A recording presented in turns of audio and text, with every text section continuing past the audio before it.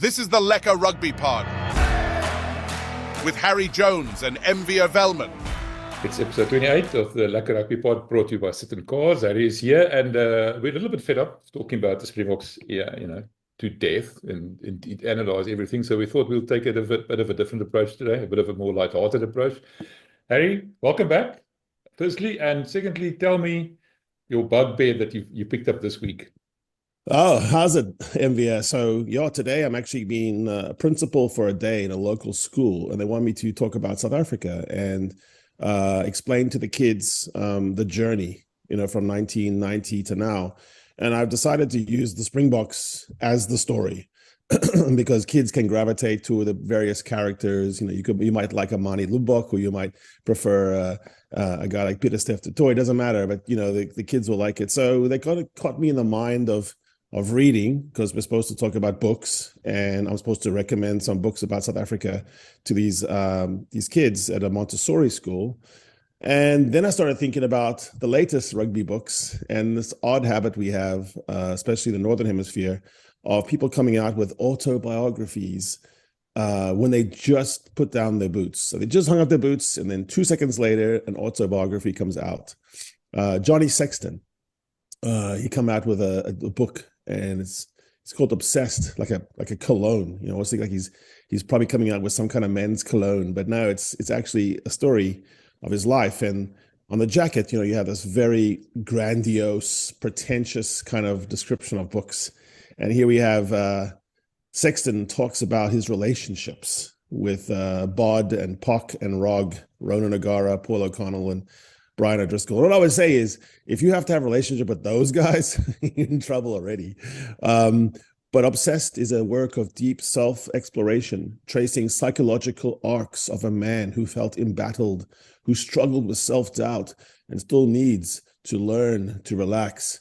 And then Johnny Sexton, has these famous quotes that we've already talked about. They've been leaked. I couldn't bring myself to watch the quarterfinal back. I don't think I ever will. I don't need to. I've mentally replayed every second over and over. It finishes the same way every time. Whitelock goes in for the poach, clearly without releasing, but somehow Wayne Barnes awards him the penalty. I just think it's funny. If you watch a thing, if you never watch a thing, then you never get to see, but does he actually release? It's in his mind, he's decided that's true forever. And then it's all over. And I stand there, and then Rieko Ioane says, get back 10 meters. And then we have the famous sledge. Although I really think Rieko Ioane telling Johnny Sexton to go to back 10, I think that's genius. I never thought Rieko Ioane was that smart, but I like that sledge of back 10. In my opinion, one of the great things in rugby is back 10, another 10. It's one of the beautiful moments of a referee's life. And here, Rieko decides he will be the referee and tell the 10 to get back 10. And that's the story that she wrote. So I started thinking about this because Johnny Sexton also goes out in a blaze of glory in his autobiography, where he says, I'm still convinced that we were the best team at the tournament, that our world ranking was accurate. I know I'm biased, and I know that South Africans will tell me to look in the record books, but it wouldn't be the first time that the best side in a sports tournament didn't end up winning it. It's inevitable that at some stage you'll dip a little. We chose a bad day to dip. Again. I know. Well, I was thinking, like, the whole point of a tournament is not to dip and to time your dip. So, New Zealand's worst game in that tournament was the first game. You could argue that South Africa's worst game in that tournament was the one against Ireland. And then you build from there. And so it's not clear to me that there was ever a ceiling that Ireland had that could match the All Blacks or the Springboks. I think they could always take it to one more level, and one more level. And I think Ireland peaked, you would say, in the pool match against the Boks.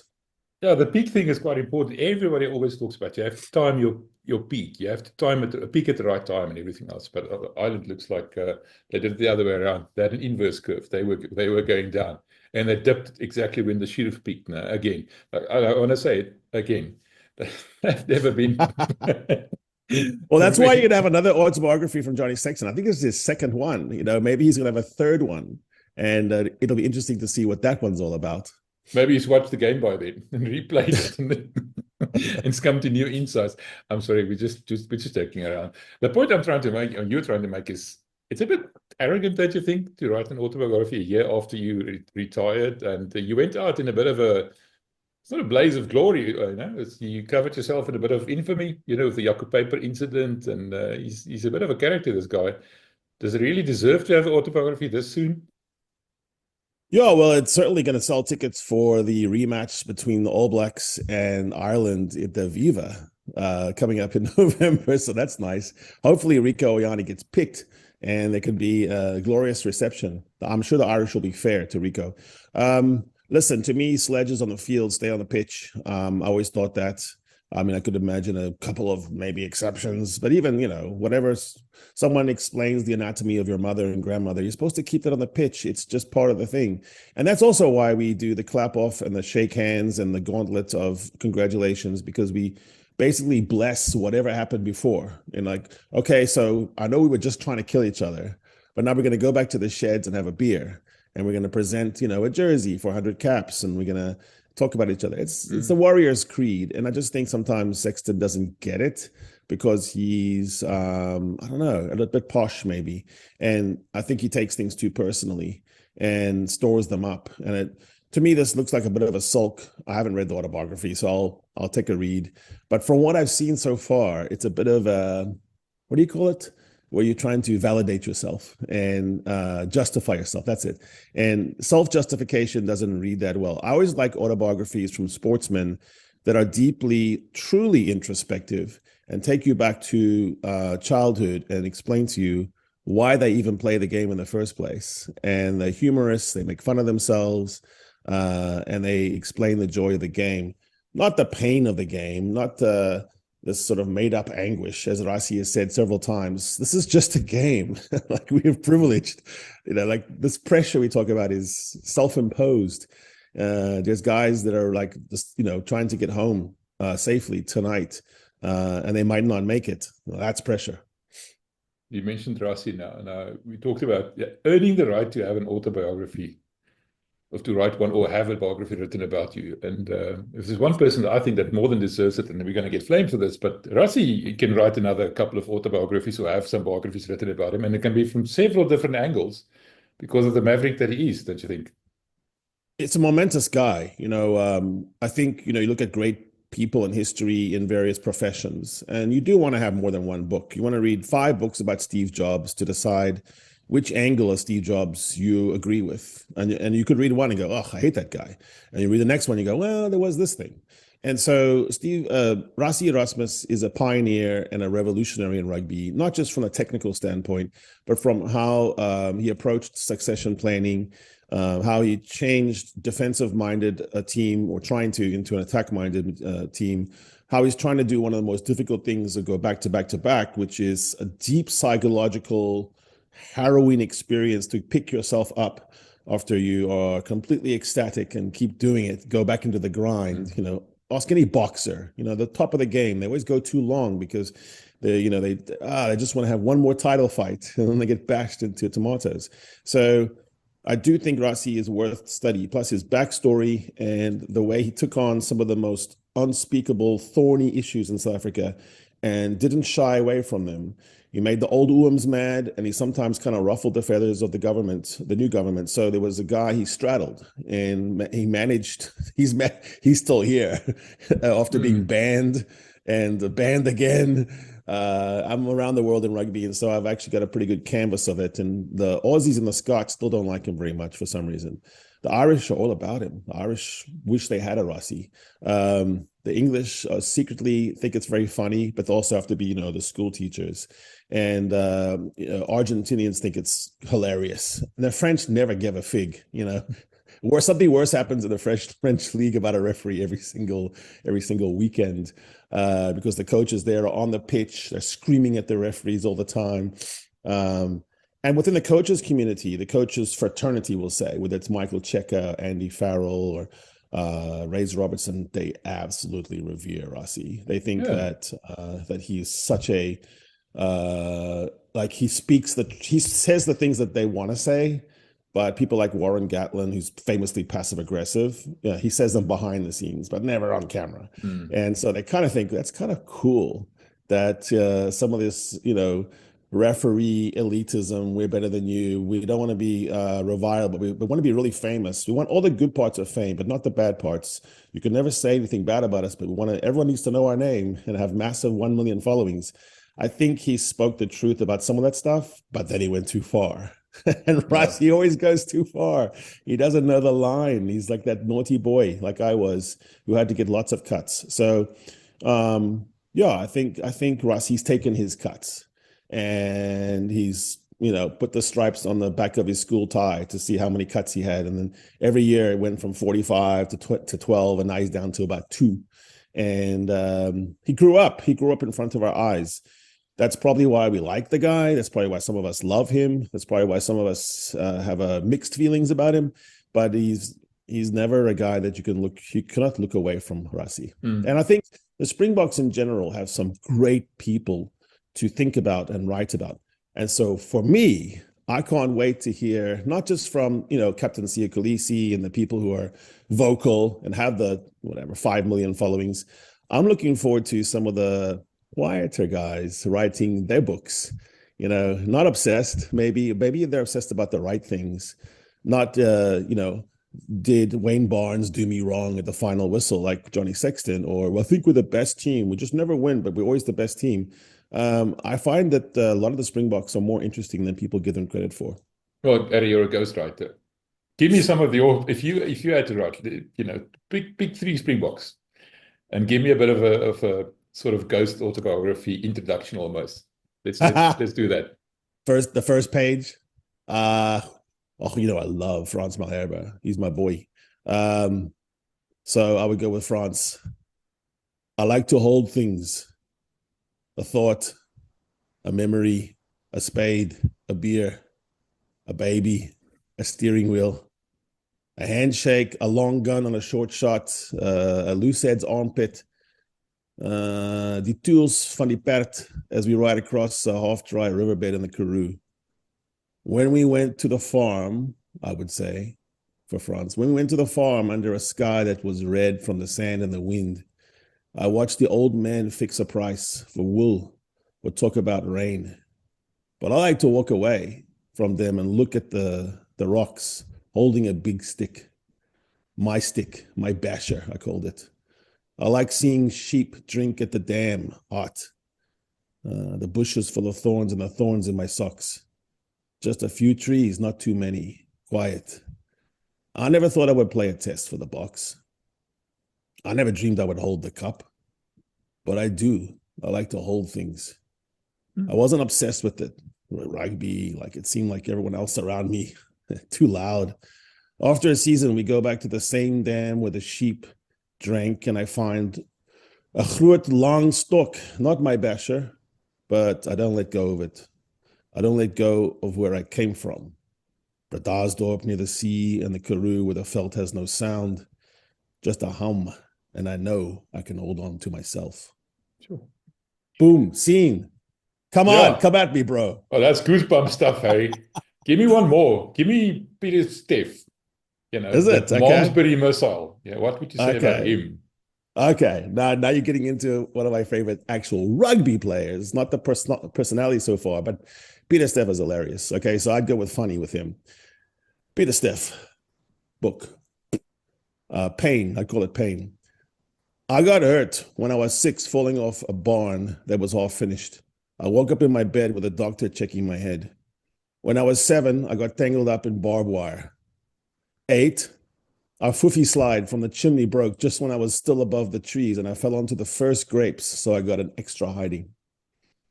When I was 9, I got hit by a golf ball when I was swimming in Deep River because it wasn't very deep and it was next to a par 4 my dad was playing. At 10, my opa, Speeder the Toy, broke my arm. We were arm wrestling. But I still played rugby then, and that's why it's a weird shape and still is. 11, I ate a pincushion. 12, I got bit by a baboon spider, but he bit me on the hematoma where I got from cricket when the ball hit my shin as a silly mid-off. And the doctor was back in my room, and boom, my leg was exploding. At 13, I ran into the poles for Swartland Hoërskool. 14, I rode my bicycle into the street sign for Durkee A Street. 15, I was hurt playing three stokkies because I jumped vier, not three. At 16, I was doing bok and I overbooked. And then I started to play real rugby. And until a few years ago, I stopped getting hurt because I moved to Japan, where all the houses are made of paper. See if we run through the wall. All right. Okay. Sorry, I know we have to move on, but I want one more. Let's do something completely different. Cheslin. What about Cheslin? A different guy, different background. Yeah, let's hear what you say. Okay. Coming up in Kraaifontein, I thought it was slow. I mean, my cousin Wade, he broke the bloody world record later. When we were boys, he was the only guy I was racing against, Wade van Niekerk. His mom was also the only adult I raced, and he was a Flippins SA champ. So Wade van Niekerk was my speed hurdle. So I learned a trick that he didn't know. Barefoot on the street is hot on the flats, but that white stripe, that's cool, man. The only way my feet didn't get burned was to move from the right lines on the side to the middle one on my left. I did that hop step 100 times, and then it became instinct.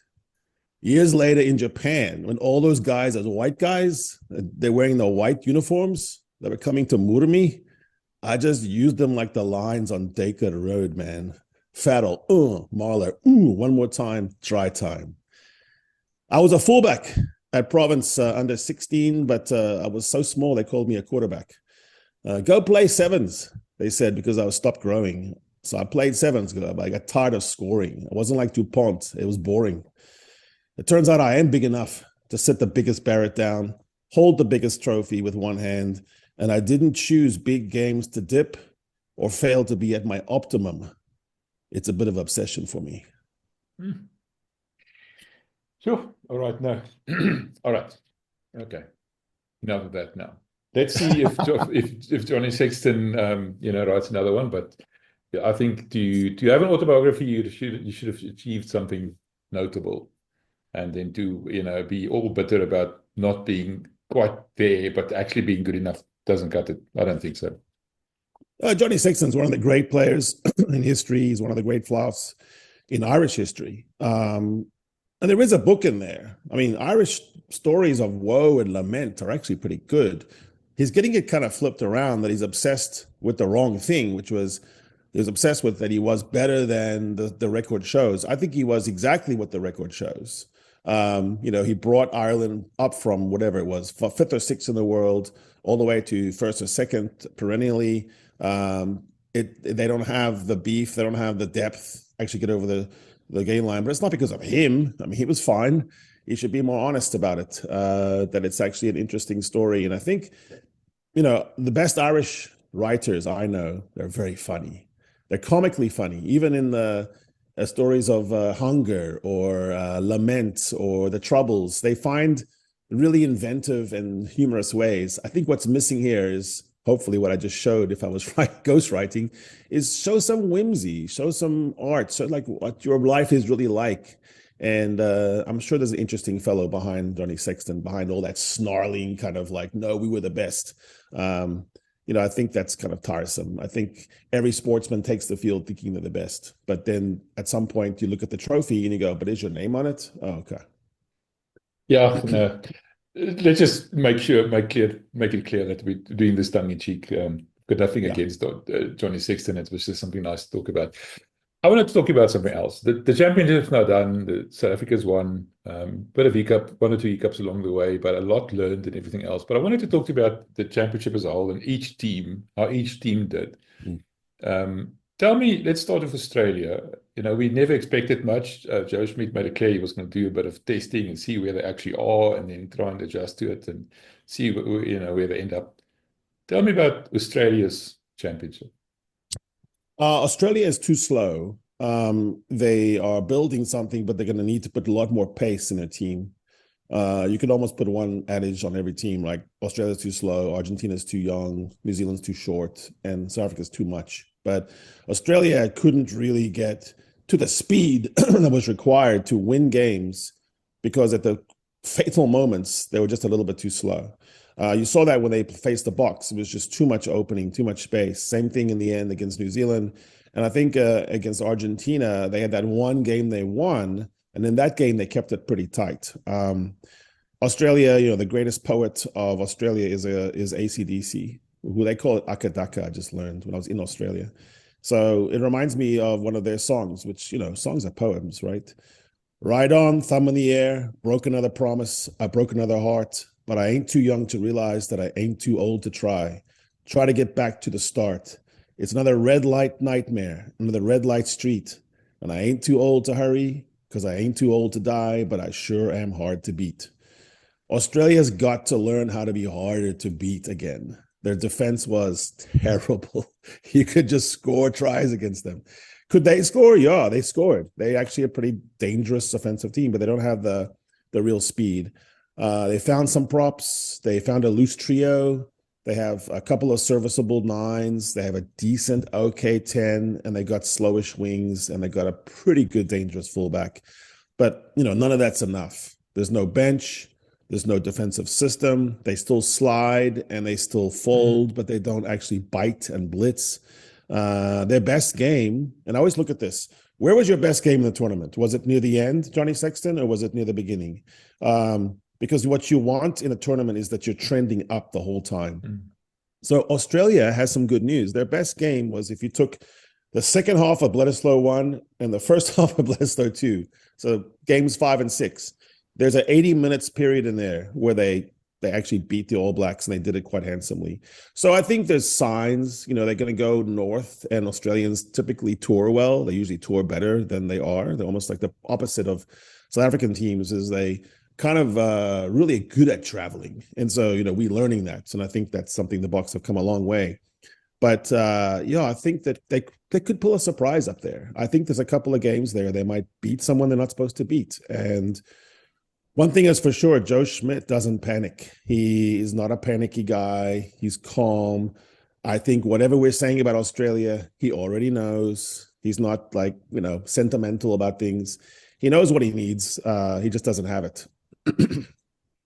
To me, the most glaring thing about Australians, and you taught me this, is that slight defense. Lord Laurie Fisher that you referred to. Is it Lord? You can fix everything, get players in from overseas, but if your basic game that you're playing is not good enough, attacking is one thing, defending is another thing, and they're equally important. That's a glaring deficiency. Don't you think that they should address that first before they go do anything else? I mean, that rush defense or a quicker defense or that kind of South African defense lately, that's the way to go. This old-fashioned thing is never going to work. Do you think they're going to do something about it? Yeah, so attack is outlaws and defense is cops, cops and robbers. So there's something about a slide defense is where you're giving the criminals too much room. And Australia over and over allowed the second pass, the 13, to have too much space. You saw Jesse Creel running wild, just acres of space, right? So the be all and end all, whether it's you're talking about Felix, you're talking about the Jacques, you're talking about the Jerry, you're talking about these different types and forms, all of them take away space from the outlaws. They say, no, you're going to have to make a decision now.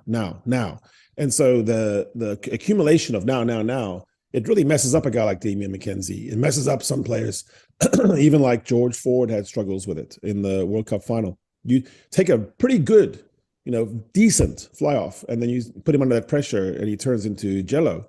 On the other side of that, a guy like Dan Bigger, Andre Pollard, they're actually pretty good when it's horrible, and so they can play. But what you want to do is create panic in the artistic tens and the guys who don't like the physical stuff as much.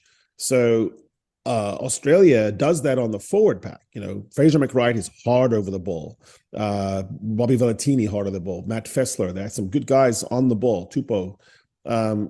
In the back line, everyone is looking for a zone, and they're running to a space instead of running to the man. And so there's no decision-making being placed. And it's like they're imagining that everyone they're playing against is 1 second slower than they are. And then what happens is you give someone 10 meters to accelerate. Now they really are quick. And now you're in trouble. All right. I didn't ask you before, but give me a mark out of 10 for Australia.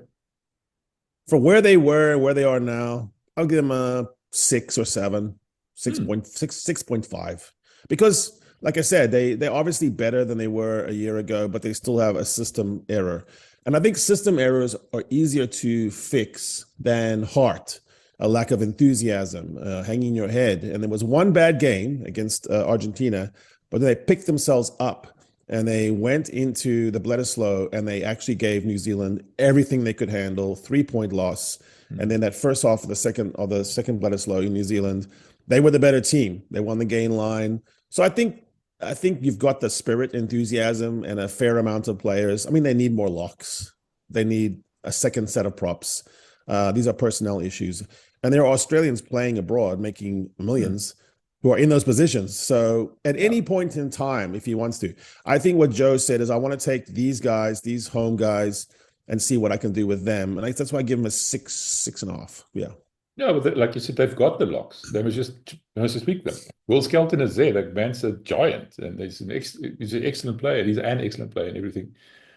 They must just make that kind of decision as well. The game itself, and then the stuff behind the game that they need to fix. That's part of their problem. Yeah, and so Will Skelton plays for Johnny Sexton's friend and nemesis, Ronan O'Gara. And apparently what Will Skelton has said to Joe Schmidt is, I'll only come if I'm captain. I want to be guaranteed that I start, and he wants a certain number of minutes, or he won't come home. So that's what Joe Schmidt's dealing with. And he's like, nah, no thanks. You're not going to tell me what to do. That's a little insight. That's a disclosure, a revelation. There you go. It's interesting enough talking about Rassie. That'll never happen here. That will never happen. No. And not with Schmidt. Schmidt's not going to allow that either. But it did work with Eddie. So that's, when you saw, why is Will Skelton captain? That's what happened. Yeah, but the players won't do that. South African players won't have that kind of attitude, don't you think? Or am I mistaken? Am I a bit too romantic about it? There have been a few, but then they always current ones. Then they always kicked out.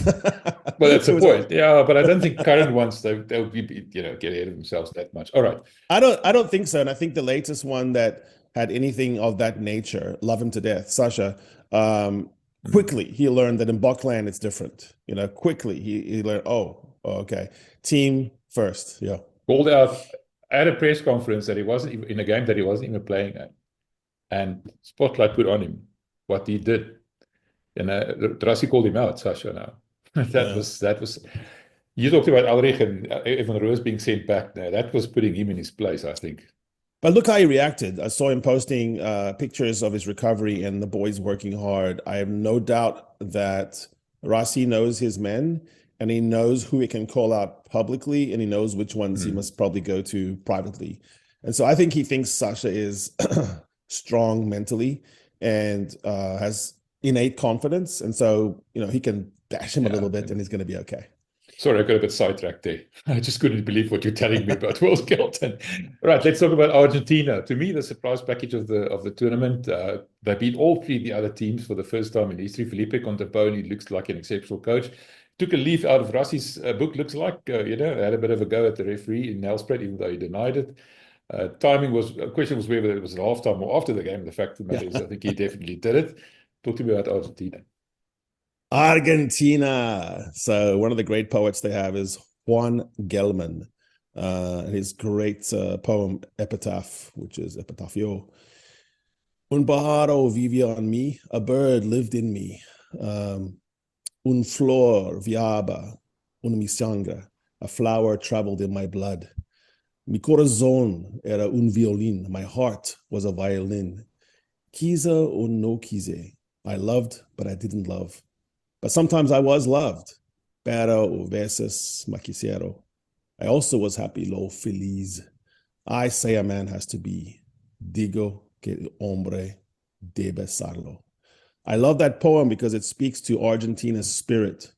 Never quite there, a bit fanciful, like real surreal. And you watch them sing the anthem, and it's like something happens to those players and they get transported into some other dimension. The way they play the game is sporadic and weird. And sometimes it's like there's a heart in my violin or whatever. It just doesn't make sense to me. They are moody. They're moody players. They did so well at controlling cards. But then, something had to give and they went back to their old ways and you could just see it coming back. And at least Lavanini didn't do it.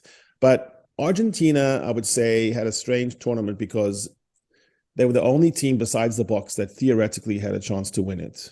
But they didn't really have a chance to win it. The minute you saw 90 minutes before kickoff at Mbombela Stadium in Nelspruit, the thing was packed. There was a trapeze artist. There were people running amok.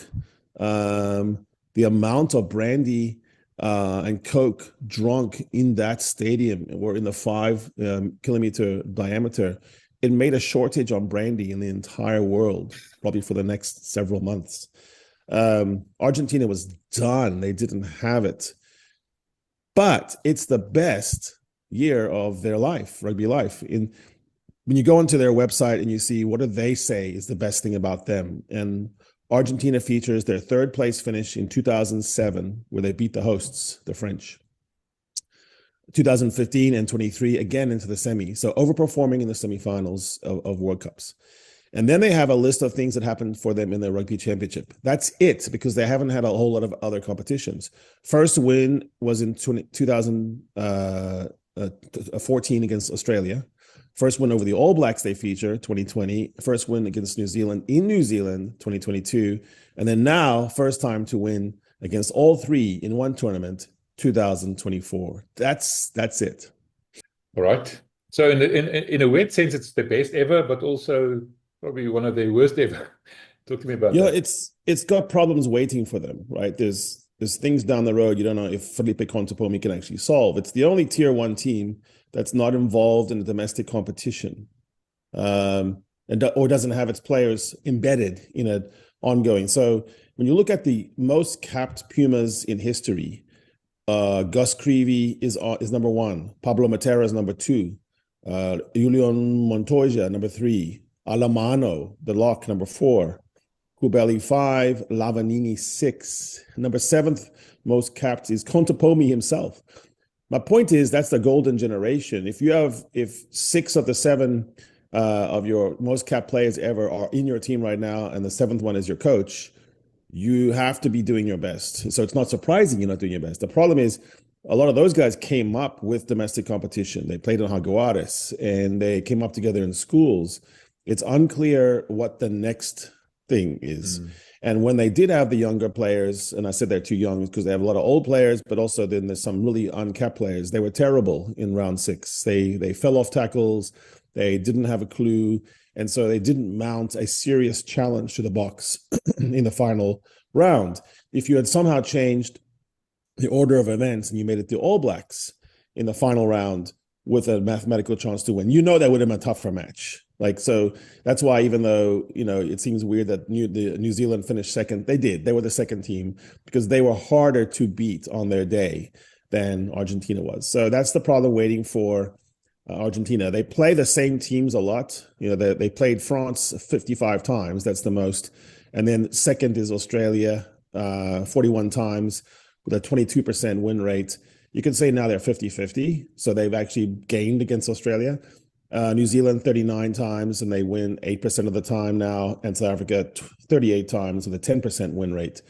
So I think clearly they're better than that now. They're more like a 20% win rate almost. Against us, and they're about a 15% win rate, maybe 20% against New Zealand, and against Australia, it's pretty much if they play at home, they're probably the favorites, and if they play in Australia, Australia's the favorites. My problem with Argentina in this tournament was their best match was the first one.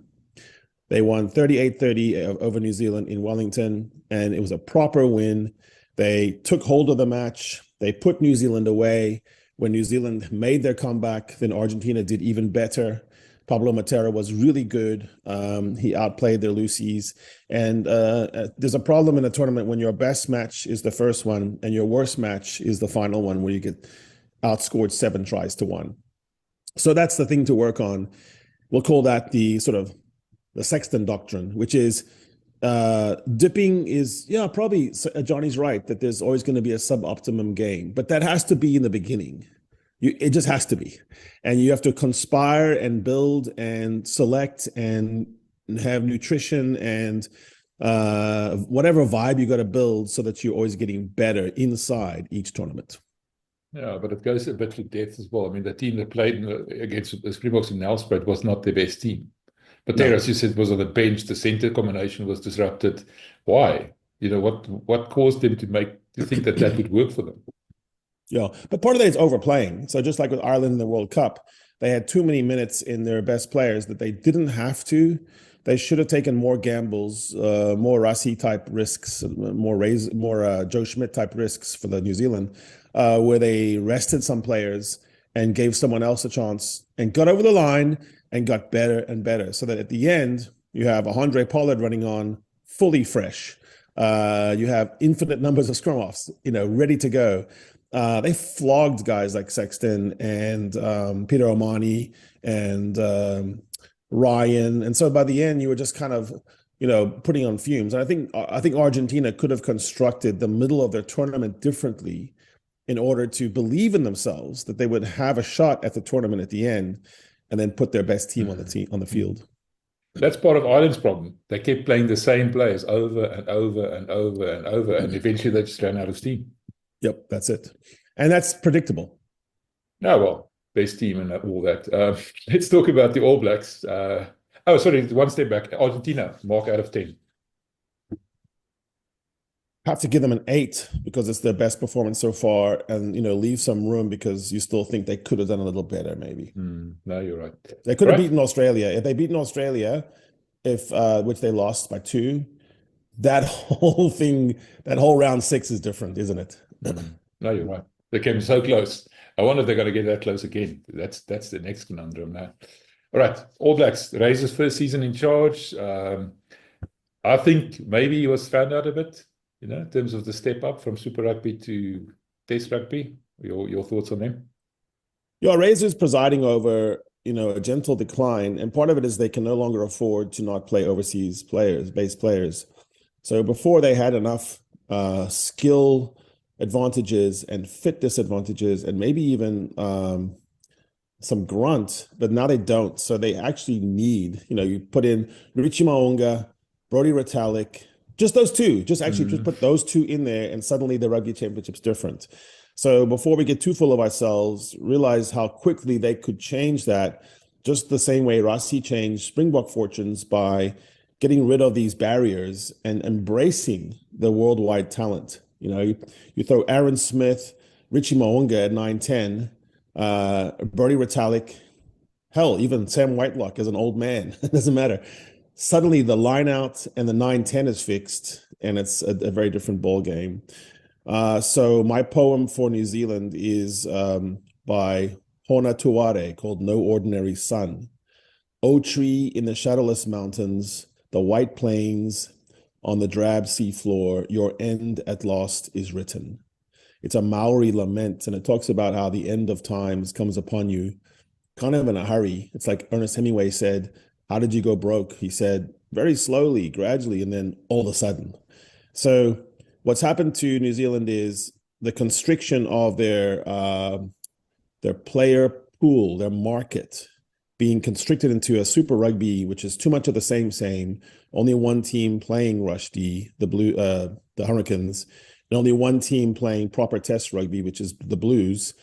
All the other teams play too much of a club, and where it's to the races, sprinting, not ready for Test Rugby. The player, flight, where you got like a Shannon Frizzell would be a good example too, of a guy that you stick him in that pack and suddenly it's much more muscular. They're losing their muscle and they're not tall enough. I mean, their locks are not tall enough. Scott Barrett's always been a short-armed lock. Tupou Vai is more like a big 6 or 7, South African 7. And so you're having short locks. You don't have a very Sam Cane, Artie Sauvé as a short, loose trio. Wallace Satiti is, if he's the blind side, Peter Steph's got a whole head over him. So you have problems where you think of a decline in player stocks. The best athletes in New Zealand are playing basketball now, and they're all attracted to Stephen Adams' story in the NBA, where he's making $28 million a year. There's plenty of power athletes in New Zealand, but a lot of them are playing league and or doing UFC stuff. rugby, it does not occupy as revered a place in the South Island as it used to. There's just other things people are interested in. Moms don't want their boys to play the rugby. There's a big problem with different growth rates. We have some kids don't grow as quickly and giantly as Pacific Island boys, and they don't want them to play anymore. So they're playing cricket or they're playing whatever. And so it's actually disturbing for one of our great partner rivals, the best of friends and enemies. So the tours that are being revived is probably going to be the salvation or not. But if it's going to be, it'll be through those, because I think New Zealand has to fall back in love with rugby, like all the way, not just in a grumpy pundit way where you talk about what could have been, what might have been. I'm talking the whole culture has to get back in love, where every All Black game is everything. The whole country stops, and they die if they lose, and they do a Kiwi version of dancing if they win. Right now, it's a little bit too same. And when the games they won, and so here I'll say, what was New Zealand's best game?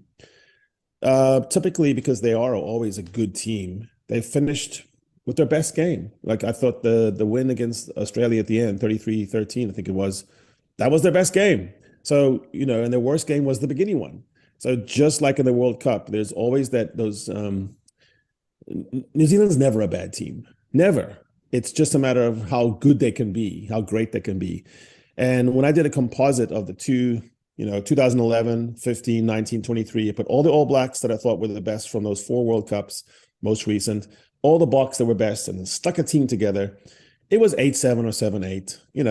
Only people are honest, it's about that. You could quibble over Ma Nonu versus Damon Delende, Brody Retallick versus Eamon, and there was I think on loose heads, was it Woodcock or was it Beast or Ox? But it comes out 8-7. The problem for New Zealand is 7 of those 8 or 6 of those 7 are from 2011 and 2015. And on the other side, for the Boks, almost all of them, like 7 out of 8 are from now. And, New Zealand then is just, the ideas are getting old. There's not a sensation that Razor is making any player better in his camp. The only one I can think of as well as Satiti, a guy that he could have picked Sotutu, he picked Satiti, and ended up, he looked good and he looked better throughout the tournament. So I'll just give Razor credit for that, because I don't know who did that. Could have been Jason Ryan, but there's something about your national test coaches like Andy Farrell always seems to make the Irish players better than what they were playing at club level. Even players that are not even picked end up, drop goaling and winning over the Boks in Durban. A guy who wasn't even playing first line. Mm-hmm. And so there's something about Razor where I'm not sure he's getting the best out of some of these players. They don't look like they're coming into camp and playing better than when they're at the Blues. They're just playing the same. So if Caleb Clark was good there, he's good at test level. But I don't see the midfield working very well. And 9-10 was a problem all tournament until what happened? He went back to the future. He went back to 120 cap Bowden Barrett. That's not going to, doesn't solve your problems forever.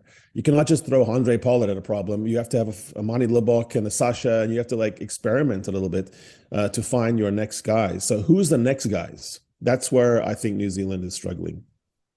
Just briefly, isn't part of the problem that Razor's playing picking the players in the wrong positions? Maybe the right players, but the wrong positions, like Adi Sevilla at 8. And Wallace Atiti on the flank, and Riku Ioane at centre, Will Jordan at wing. That's not their best positions. If you just move them around to where they should be playing, wouldn't that already make a difference? Yeah, it's like a Domino's pizza effect, where, suddenly you don't know what you're eating. The simple effect is to tell these guys, Artie and Rico, both want to play where they're playing right now. They prefer it. It's a player power. And you go, look, I'm the coach. Artie, I want you on the ball. Your size doesn't give me enough at 8. From a standing start, it's not enough. You can't see the game because you're too short. I want a proper 8. I want a big bear who can look around and see and navigate. So you've got plenty of those in New Zealand rugby. They got amazing amounts of number 8s. So you can throw any number of them in there. You even have one right now that's playing well, the one Satiti, but you could play Hoskins Sotutu as well. Cullen Grace. There's lots of really good number 8s. Once I shift Artie to his proper position that he came up with at the Hurricanes at number 7, Yes, you're right. My problem solved. I get a big physical guy at 6. I've already at 7, and then I have a proper 8 who links, like someone with ball skills. Artie always dummies and just goes for leg power. But leg power is a strange thing. It's like father time. It will get you. Your leg drive will go away one day. And it probably is starting to right now. In the back line, when you say Rico is a 13, but everyone knows in the world he's not a 13. He's a wing, and he's an elite wing. And he has size. He's tall, so he's actually solves the aerial problem when you're going up against really good aerial teams. Like if Fassi's against you and you have Rico in the air, that's actually a fair match. If you have Sever Reese, Fassi's got his elbow on top of Reese's head in the air. So I think they are making a rod for their own back. I think they call it where you are inventing your own problem. Just pick everyone where they're supposed to. And hey, Bowden, I know you like 15, but right now, brother, we need you at 10. So play the position you came up playing. Jordy Barrett's not really a proper 12 in today's game. So there's just all this mix and match. And so that's all the good news, right, for us. The bad news is New Zealand could fix that in a matter of one team sheet. So look out. That will happen if Razor loses 2 on the end of year tour. He's got a hell of an end of year tour. If he drops 2, there's going to be the knives will be out. They'll add a selector to his squad. They'll do the Joe Schmidt thing that got done to Ian Foster, and things will change. New Zealand doesn't tolerate seasons where you lose 5, 6 matches. They just don't. All right. Mark out of 10? Probably a 5 because they were not in the running at the end of round 4. And that's not okay for New Zealand. All right, Harry, you're off to be a principal for the day in Houston, for those who don't know. And I just want to make sure that people understand you are actually born and bred South African. Because people ask me every single week, is Harry South African or not? The origin stories. Yeah. I always had an American root. My dad is American. As I said before, maybe on this pod, he was involved in nuclear power industry, brought over from New York.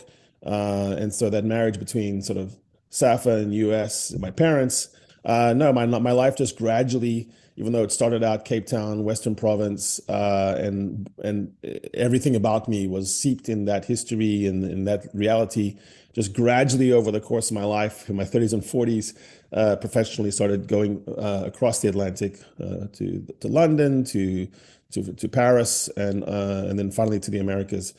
So yeah, you hear every kind of word, accent, dialect in me, and I was raised globally. But when I think of home and when I think of a tattoo on my back, it's Table Mountain and Skeleton Gorge and the river that runs underneath Newlands, and it will never leave me. All right, so we're going to be talking about the Springboks on Monday, the Lekker Rugby Pod episode 29, and we're going to focus on the Springboks that entire episode. Exactly what we've done now.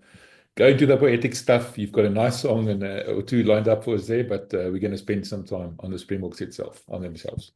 Can't wait, man. Let's dig in. This is the Lekker Rugby Pod with Harry Jones and MV Welman.